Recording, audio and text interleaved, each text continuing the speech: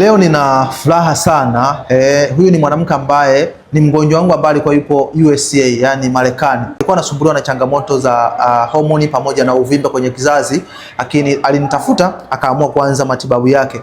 Bahati nzuri baada ya kumaliza kutumia package akawa ameondokana na changamoto hiyo. Sasa ameweza kunitumia kipimo, ameenda hospitalini, amefanya ultrasound, tayari ana mimba ambayo ni ya watoto mapacha. Yani kutoka kuhangaika miaka 5 ya kutafuta ujauzito, Mungu amefanya maajabu, amempatia mimba ya watoto mapacha. Na hii ni baada ya kutumia package ya uzazi ambayo ilienda takribani miezi 2, ikaanza kusaidia kuondoa changamoto yake. Ninachotaka kuambia ni kwamba inawezekana wewe unasikiliza video hii ulishakata tamaa. Hata yeye alikuwa amekata tamaa. Alikaa kwenye ndoa yake zaidi ya miaka 5 bila kufanikiwa kuweza kubeba ujauzito. Ndoa yake ilianza kuwa na changamoto, lakini baada ya kutumia package Mungu amemsaidia, ameweza kubeba mimba ya watoto mapacha. Kama unavyoona hapa ni moja ya shuhuda ambayo alinitumia kwamba amefanya ultrasound na sasa hivi ni mjamzito na mimba ina watoto mapacha. Of course nimefurahi sana, ndio maana nimeamua kushare kwa watu wengine ili kuona kwamba inawezekana wewe umekata tamaa, bado una nafasi ya kubeba